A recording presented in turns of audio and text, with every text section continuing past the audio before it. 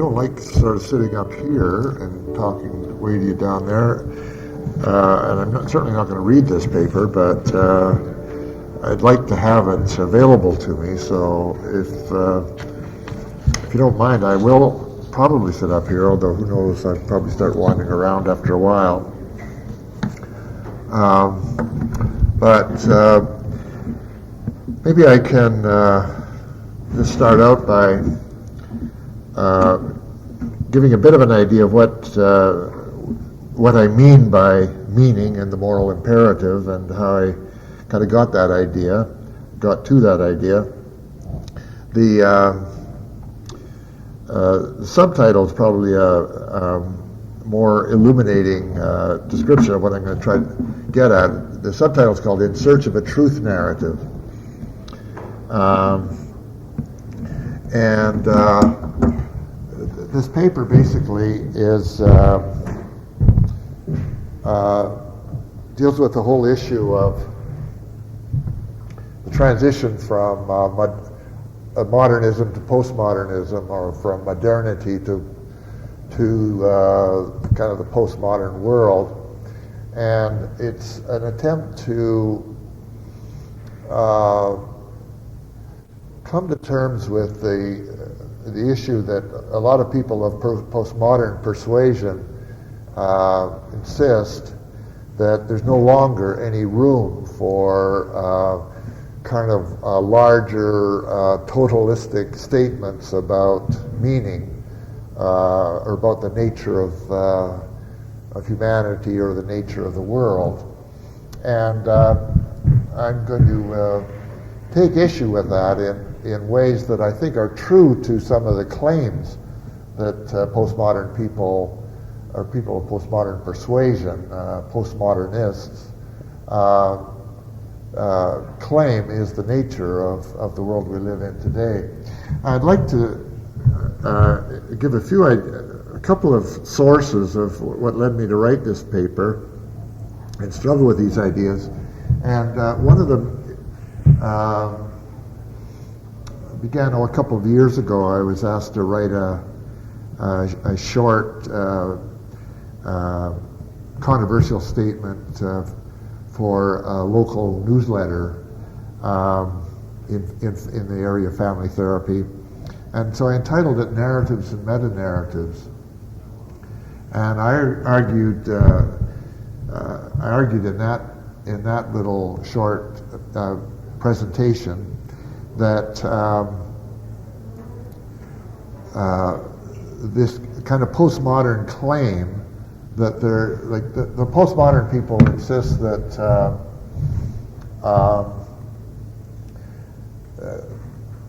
is kind of as a definition and a slogan of postmodernism. There's a French postmodernist named Jean-Francois Lyotard, who wrote a book about 20 years ago called The Postmodern Condition. And very early on, he defined postmodernism as an incredulity toward meta-narratives. Now, what does he mean by that? What is a meta-narrative in the first place? Well, meta-narrative has been defined by somebody, but I forget who, as a story that explains all other stories. And he argued in The Postmodern Condition, it became a kind of almost sacred scripture of postmodernism, if you can imagine such a statement, that what characterizes the postmodern world is that all of the old binding narratives or binding beliefs that held the society and the culture together had lost their credibility. That probably beginning with the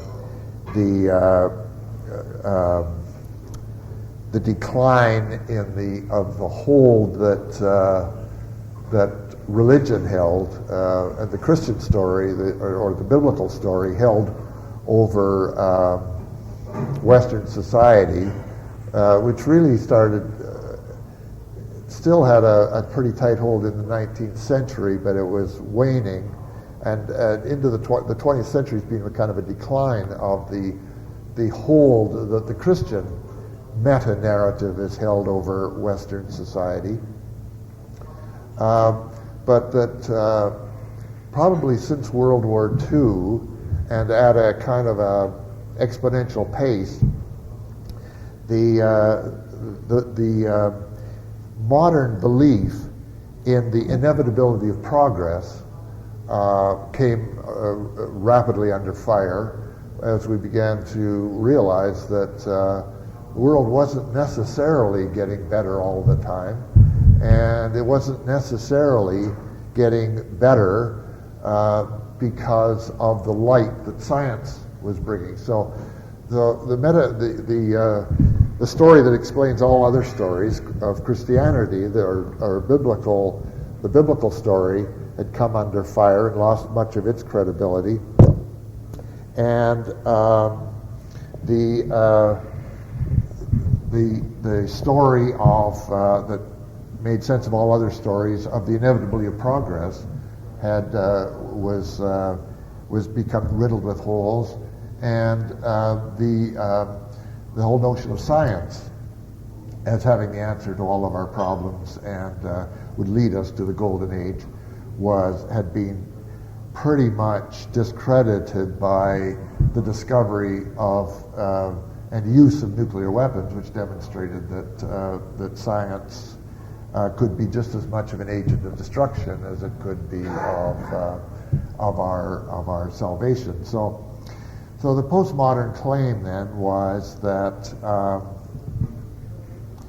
the nature of the world we live in today is such that there's no possibility of a larger beliefs about the nature of, as I said before, the universe, or the nature of human beings or of human societies. And so that we've just got to do the best we can with our own personal stories and the kind of local narratives that kind of emerge in the communities we live in as we talk back and forth with each other. So I began to reflect on that, and the more I thought that the one great story of modernity, of the modern world, has been the story of emancipation, primarily the emancipation of the individual, and it goes back a long way. It goes right back to probably the end of the Middle Ages, when the church had been in increasing conflict with the secular authorities, and were continually exerting that authority in increasingly coercive ways. But the more coercive the church became, and the more it became involved in the world of power, the more it actually kind of gave strength to the forces that were increasingly arrayed against it in the form of the secular societies of, first of all, Italy, the great city-states of Italy and eventually France and into Germany. And what this gave rise to was a gradual process of secularization. That there could be, and there was a division, a kind of a division between the world of the sacred and the world of the secular. Now, once that process began, it appears to have become unstoppable, and it seems to me that that's one of the great kind of puzzles of the whole thing that modernity, which is fundamentally a uniquely Western happening, once it kind of made the point through the establishment of the secular state that there could be a realm apart from the sacred, then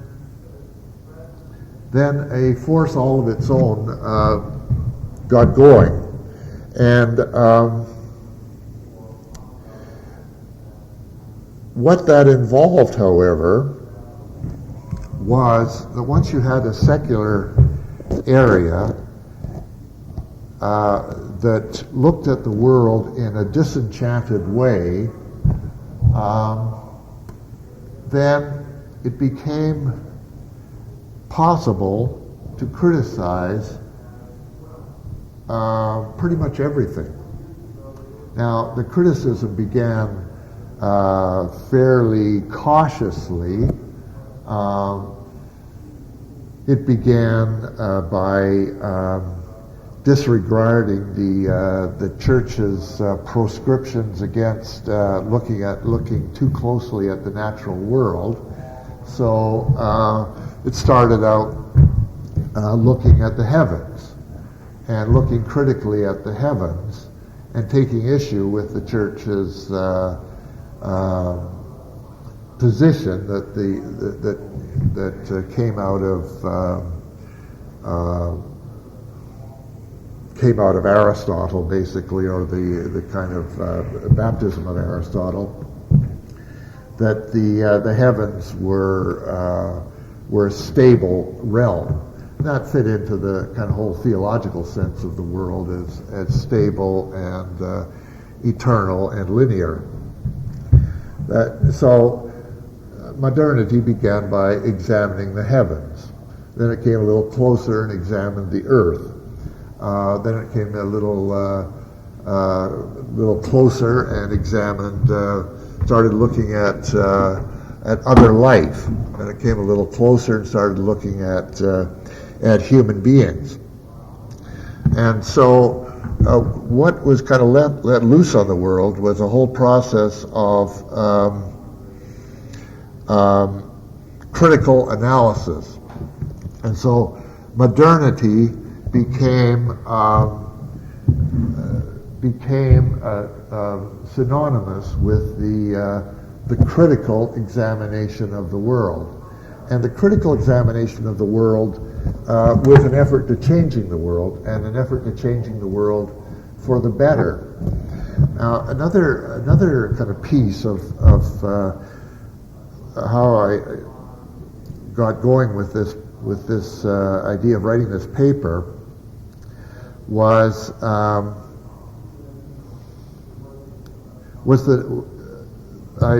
I communicate with a lot of people of postmodern persuasion, and their position seems very much to be that postmodern is good, and as opposed to the bad old days of modernism, or the bad old ideas of the modernists, who supposedly stood for a very rigid, objectivistic notion of the nature of things, and that there were certain universal ideas that you could validate, and that objective science could lead the way toward a better and better world. But it seemed to me that actually I found myself reacting quite viscerally to these kind of immediate criticisms of modernism, these kind of what I thought weren't very well thought out criticisms of modernism. And I found myself thinking, gee, modernism was a pretty great thing and a pretty exciting time in the history of the world.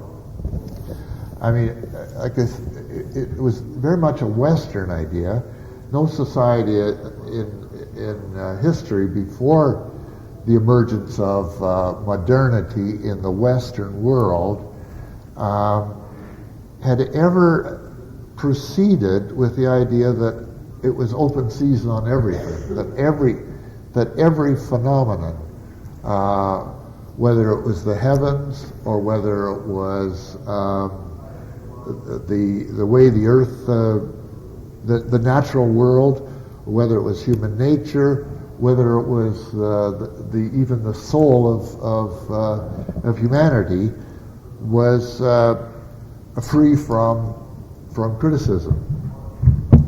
So, but not simply criticism in order to break down and to destroy, but to free and to liberate.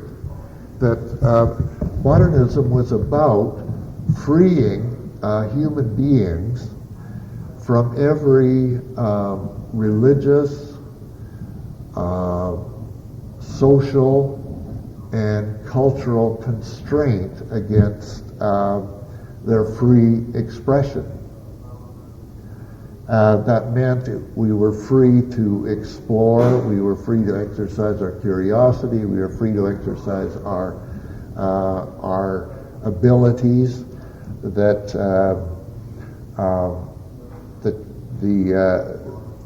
no one could tell us what to think.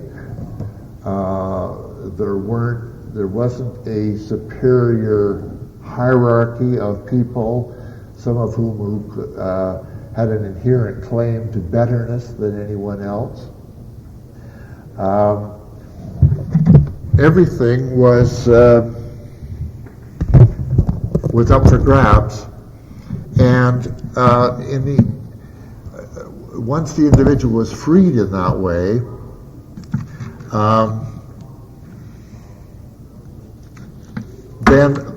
then those forces that stood in the way could be changed in the direction of making the world a better place for its people.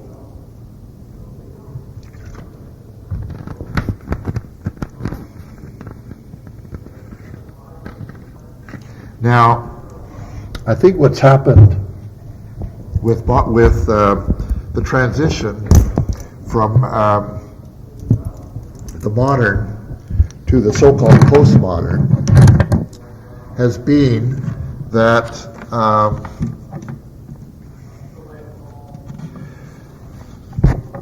this force called modernity has turned on itself, has turned reflexively on itself, in the sense that modernism was about submitting everything to critical examination, and what postmodernism is simply modernity criticizing itself, criticizing its own assumptions, so that the whole notion, the whole driving force of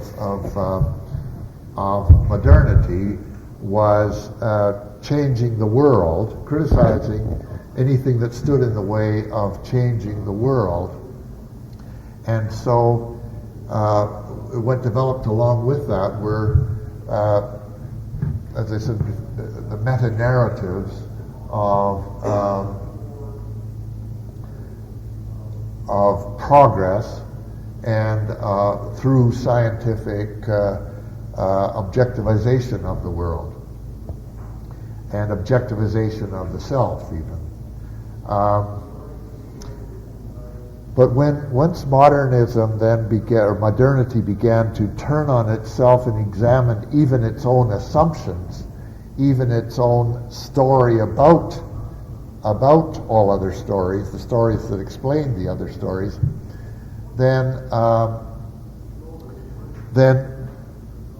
the notion of progress kind of fell through.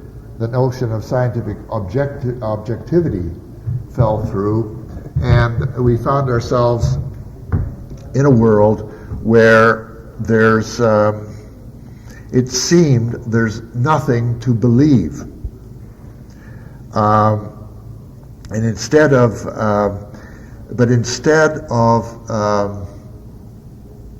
critical analysis as the tool of postmodernism became deconstruction. And deconstruction was a kind of a part of this process of reflexivization. And the form this kind of reflexivization, this turning in on everything and taking it apart, takes in everyday life, is that whereas in modernism the world was criticized and analyzed and interpreted. Everything was interpreted, and so Marx interpreted civilized social life as class warfare, nothing but class warfare in a sense. Freud interpreted rational man as driven by irrational needs. Darwin interpreted the beauty and awesomeness of nature as a struggle for survival. Nietzsche interpreted morality as a quest for power, so that everything was interpreted as something other than as it appeared. In the postmodern world, we're left with simply what appears, but we still kind of interpret everything, but the interpretation is kind of empty. So that one of my favorite writers on all this stuff is a kind of a maverick Slovenian post-Marxist named Slavoj Žižek, and he gives a kind of a darkly humorous example of the neo-Nazi skinhead who, when pressed for the reasons for his extreme violence, suddenly starts to talk like a social worker, and quoting diminished social responsibility or social mobility, rising insecurity, loss of paternal authority, and so what we've kind of developed in the postmodern world is the ability to interpret our every action, but it doesn't make any difference. In the days of modernism, when you interpreted, say in Freudian terms, if you interpreted your dreams as to what they really meant, it had a kind of a shock effect, and it kind of shocked you into thinking more about yourself and acting differently. In the postmodern world, we interpret everything, says Žižek, but it serves more to excuse our actions than to change them or to shock them. The other aspect of the postmodern that is an extension and a turning in of modernity is the whole notion of the transgressive. Like what modernity was all about, and it really came to the fore in the rise of modernism in the arts and so forth, was liberation through transgression. All the old rules had to be examined and challenged, and if need be broken. Anything that stood in the way of our emancipation from previous irrational constraints we were justified in breaking through it, transgressing those limits, so that the transgressive was used as an instrument to shock us into looking at the world in a new way. And But in the inward turning of postmodernism, what has happened is that the transgressive has become normative. It's as if, again, it has a life that modernity has a life of its own. It only knows one direction, and that is forward, and the continuation of its own means. And so the transgressive becomes that we have to keep on transgressing, so that any conventional norm, whether it has to do with taste or sexual behavior or various cultural traditions, need to be challenged and broken through. It's as if the need to shock has to find something more shocking each time to keep this process of transgression going forward.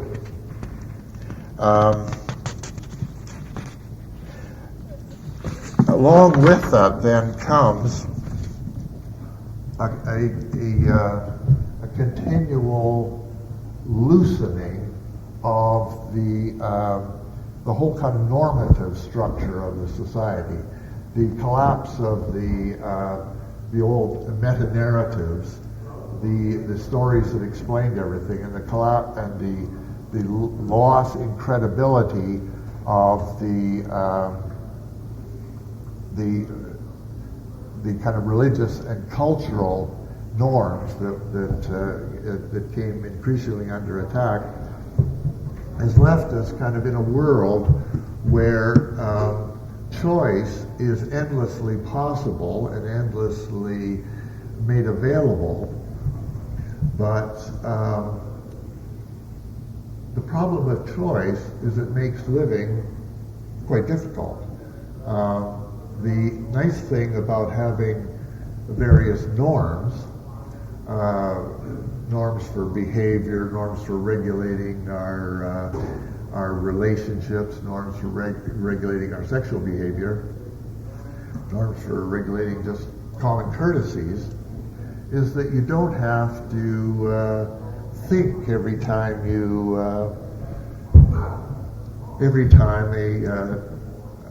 an ambiguous social situation comes along, or every time an uncertain social situation comes along, or a new one. You know how to act. You've been taught how to act. The norms are there, the standards are there, the values are there, and they don't have to be thought through at every time. But what modernity has created in the so-called postmodern world is a world where unlimited choice is present and demanded. It's demanded because there's no longer an overriding cultural consensus on how to behave, and so when it comes to, say, for instance, raising children,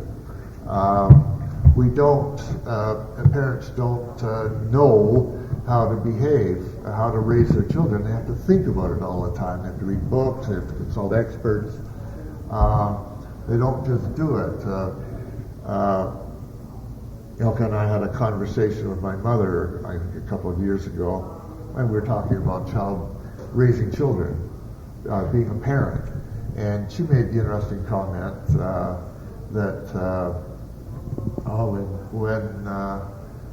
when we were parents, we never even thought about being parents. We never thought about what you do or how you do it. We just did it. Well, in some ways, I could only think of that. I could only answer that, yes, I know. But it's so different from what happens today, where we have to think about it all the time. We have to make choices. We're almost condemned to a life of choice.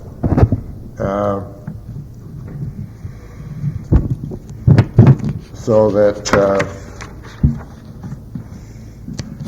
life in the postmodern world becomes exhilarating, but at the very least, highly challenging. So what do we do in the face of all of this? Is there any way out of it? One of the other factors I think that's really contributed to,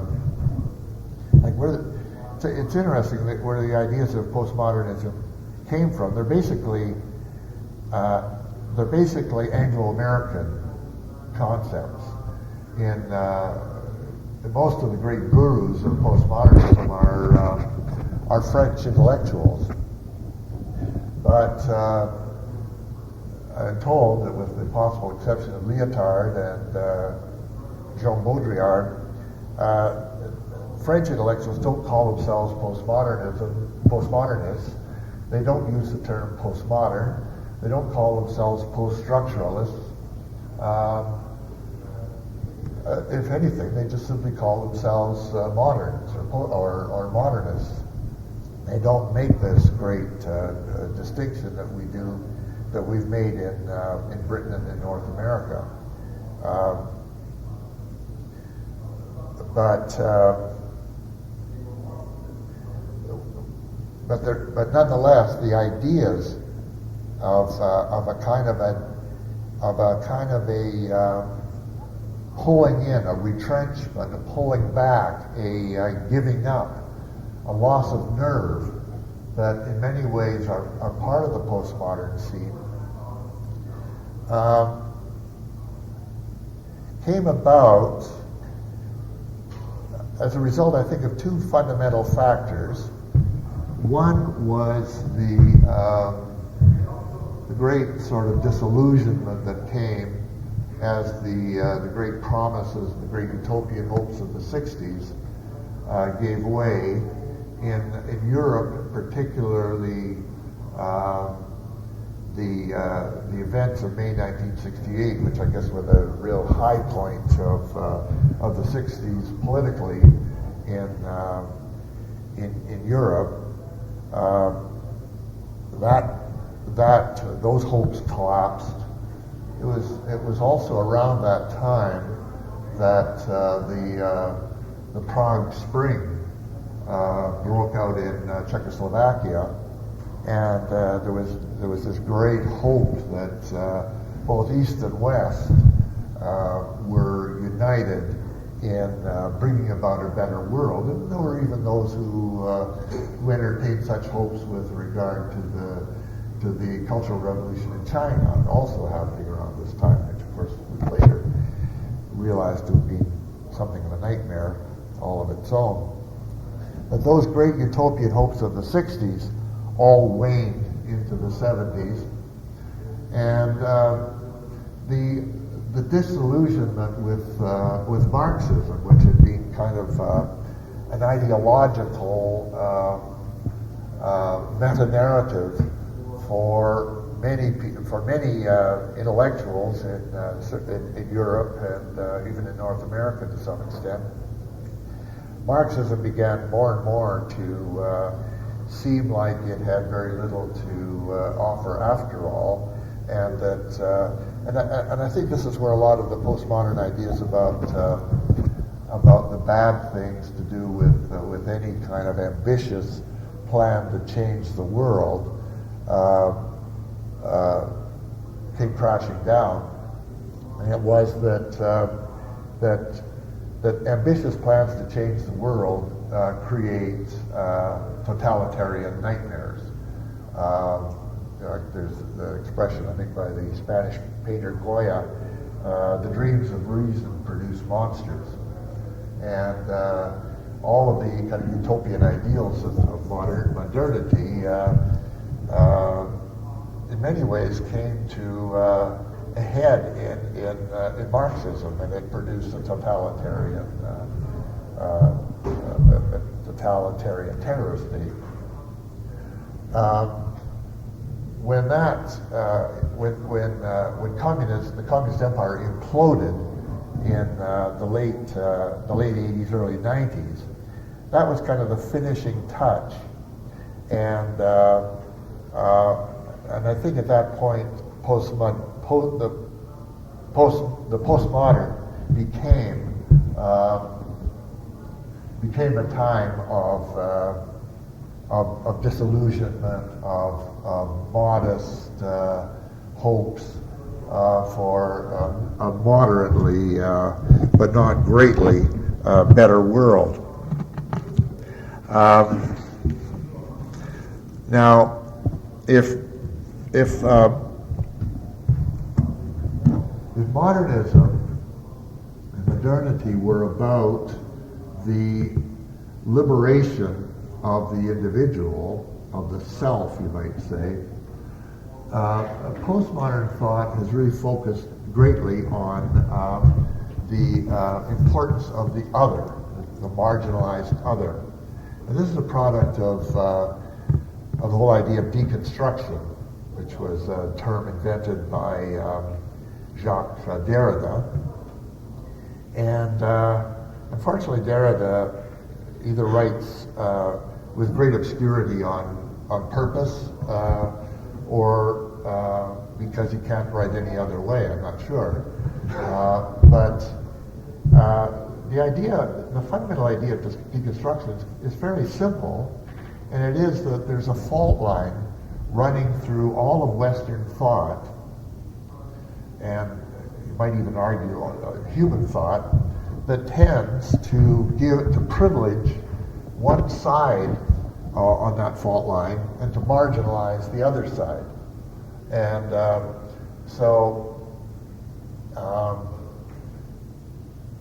what we have is a kind of a half-hearted Marxism that, or post-Marxism, that says that everything that had to do with everything associated with what has made Western society as dominant as it has become, has been privileged for 2,500 years. Everything to do with things white, male, European, heterosexual has been privileged, and everything not white, male, heterosexual has been marginalized, whether it be women, people of color, non-Europeans, people of other sexual preferences. All these have been marginalized. So it led postmodern thinkers then to idealize the other and to be suspicious of everything that had to do with the previous claims about everything that we had thought was so wonderful about the modern world, and so advanced and so progressive. And so it then happened that there's a great Jewish philosopher named Emanuel Levinas, who for many decades, not in any way associated with postmodern thinking, but Levinas developed the idea of the philosophy of the other. He pointed out, kind of in parallel, in tandem with the ideas that Derrida was talking about, that Western thought has been preoccupied with the notion of the same. And so we're always, Western thought is always operated in terms of the quest for unity, for a quest for underlying similarities. And he sees that as having originated in ancient Greece and been characteristic of Western thought ever since. He says there's a whole other stream in Western thought, and it's the thought that's come out of Israel, and the theme that Israel and Jewishness is always represented has been the primacy, the priority of the other. That we are defined in terms of the other person. In other words, selfhood is even defined in terms of we come up against the other, and we have to adapt ourselves, accommodate ourselves, define ourselves. So we're actually defining ourselves in terms of the other. And of course, the ultimate other, the holy other, is God. Now, recently, a French philosopher, Hugh, has taken considerable issue with this. He speaks with a postmodern sensibility, but is very anti the postmodern position. And he suggests something that's really quite arresting. He challenges Levinas, and Levinas is just being regarded as almost a saintly, sacrosanct figure. But he says, no, we've got it all wrong once again. That, yes, we embrace the other, but we don't embrace difference for its own sake. We don't embrace the otherness of the other. What we embrace in the other and what we seek in the other is our common humanity. And so he argues that it's the sameness in the other that we cherish. And so when we see people of different traditions, of different races, of different practices, yes, we invite and welcome. But it's not the otherness of the other. It's not the differentness of the other. It's that we recognize in all that strangeness, we recognize our common humanity. And so Badiou calls us to a new universality, and he argues against the postmodern stream that there is still room for an ethic of universality,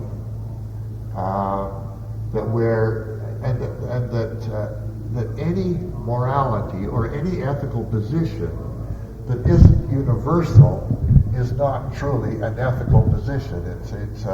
It's a step backwards.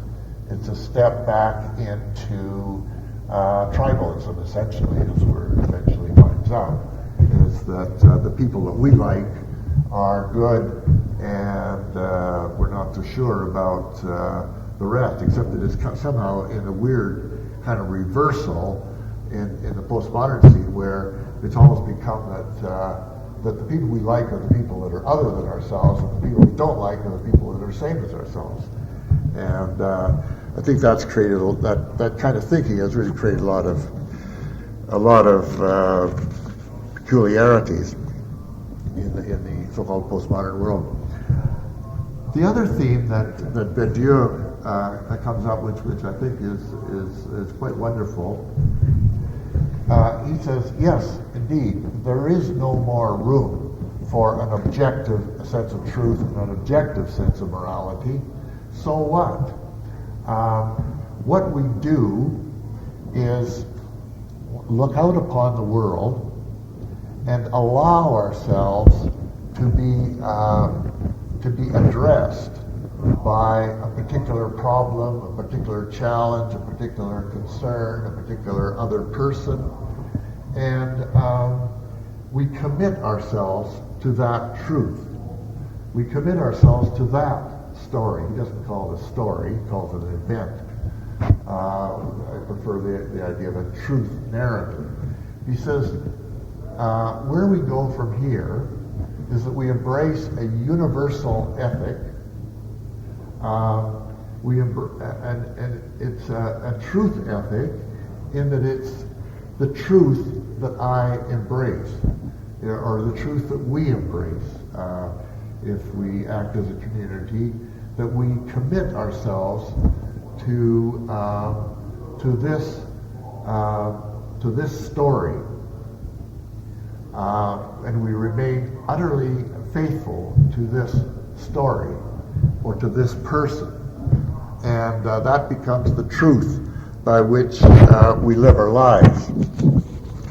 Now, alongside Badiou's ideas of the truth event, someone else that I'm finding speaks very well to this particular time is the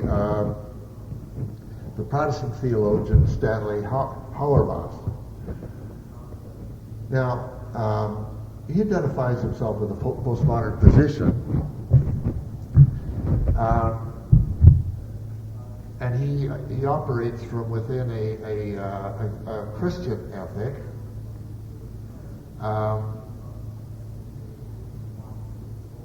That puts character at the very heart of the ethic, and he says that what we do is we think of our lives, certainly in terms of a narrative, of a story, but what a story does is give our lives character. It gives our lives a way of being true to ourselves. And how he puts it, being the Christian theologian that he is, that it's necessary to become a character who is true to your own story, but it's a story within a community of of people who share that story, so that it's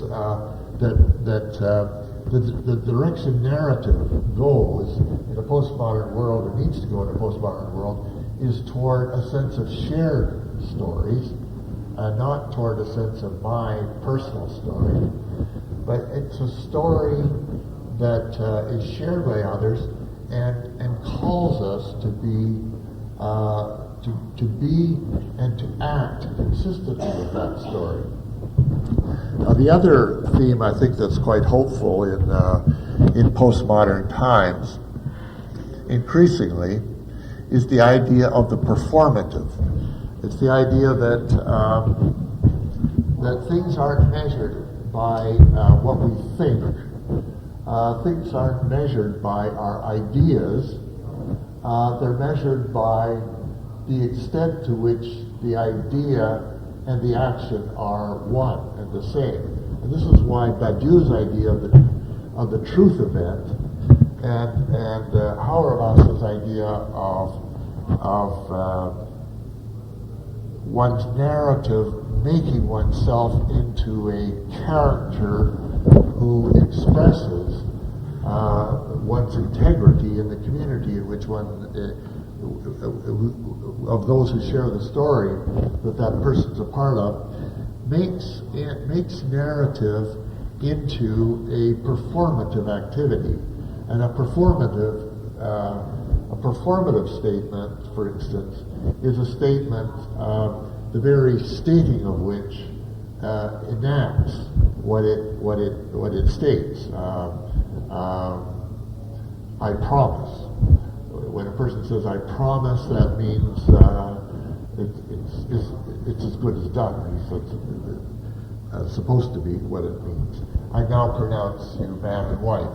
This meeting is hereby open. This meeting is hereby closed. These are performative statements, and what the direction of the hopeful direction of how we provide stability for ourselves in a postmodern world is the notion of embracing a truth according to a shared story that calls us to act in immediate faithfulness to the story that our life is identified with. And I see that we're starting to run a little short on time, so I'd be quite happy to entertain questions or comments or discussion in the minutes remaining. Just wondering what your thoughts are about Rene Girard. And if I understand him correctly, he's saying that our myths are what gives us a common story in the myth. We can't just make up a new myth because our old myths have been used up. People have been trying that for the last 30 years, nobody's buying. It only works as if there's a crisis in the community in which the community threatens to rend themselves apart, like the postmodernists are doing. Like it's all difference, it's all about difference. So we start to fragment, and then we find a villain, hero, savior, and align ourselves against Osama bin Laden. And we all come together, and then we've got a new founding myth. Yeah, Girard's ideas are just fascinating. His idea being that myths are basically the self-serving stories that the privileged invent to justify their own privilege, and that always in the stories of the privileged, in the myths of a society, there has to be a scapegoat, and that when, as you say, when societies come to a crisis, there will inevitably be a scapegoat, and that unites the society, and that will not be satisfied until it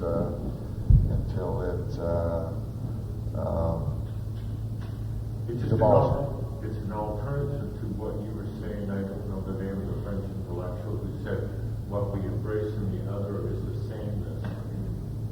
Well, and I think that's quite consistent with Girard's ideas, that mimetic desire is also the driving force, because and the source of conflict in society, because we want what the other wants.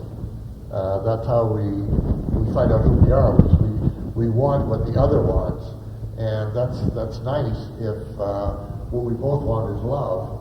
But if we both want to be king of the hill, then we're in trouble. And we've particularly created, I think one of the other aspects of the postmodern that's quite ominous, in the collapse of communism and the discrediting of socialism and pretty much most left-wing ideas politically, we've created another monolith in global capitalism, and I wonder if what we're not seeing these very days is what happens to any monolith. It turns on itself. It's got nowhere to go. It starts to it takes advantage, and because it hasn't got anything to come up against. We could see this in Canada for those of you who are Canadians. We've got a political party that rules by divine right, you might say, and has no opposition. So what's happening before our very eyes is that political party is creating its own opposition. It almost seems that if you create a monolith and just let it go, it won't be long before it turns on itself and creates something brand new. Yes. You asked about the political party opposition of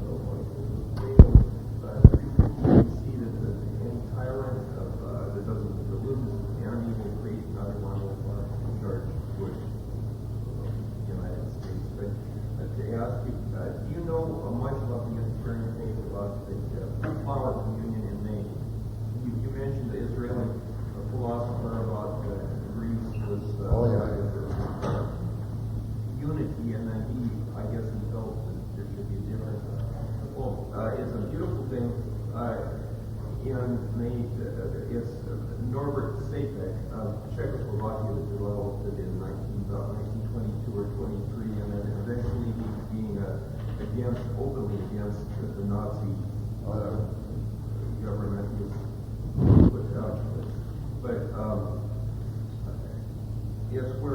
everyone brings in some flowers and put them up on the altar, and then they're consecrated, and after a while, somebody, everyone goes up to the altar and takes another one out, and it's a very beautiful symbol.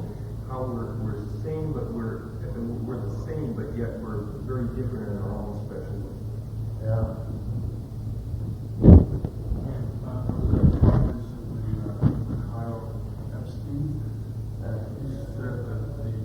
Postmodern period is actually ending what we call proto-modern period, which, as I understood it, I think, was basically it just means it's the beginning. Well, I have lots of arguments with Lyotard, but one of the things I think he's right about is that postmodern, like it isn't like okay. There's modern and now there's postmodernism, said that the two are cyclical, that every era has its modern period and every era has its postmodern period, and so we often come across figures who are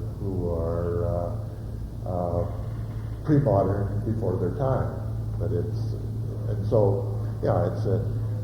anything that's called post is obviously a time in transition. Yes? Yeah, just on the whole notion of periodicity and periodization and that kind of thing. Of course, there's input from Vico. Oh, who yeah. said that each era bears within itself the seeds of its own demise. And so that we're going to come into a post-modern. Yeah. Eventually, a fence postmodern, at which time the time is up. Well, in precisely that sense, and just what I was talking about things eventually inevitably produce their own opposition. Hegel apparently once said, I've never been able to find it, but I think my first year history professor said it, and I just never ever forgot it, said that Hegel said that every historical institution is in the process of becoming its complete opposite. And his example was the Christian Church became the Roman Empire became the Christian Church. It's those kinds of historical statements that I think have been left out of your analysis of postmodernism and interpretation of it. And I was wondering, suppose I want to say something and then ask you how it is that you didn't present the work of postmodernism, postmodernists, people of the postmodern persuasion, if you will, that curiously are more North American and British than they are French, that are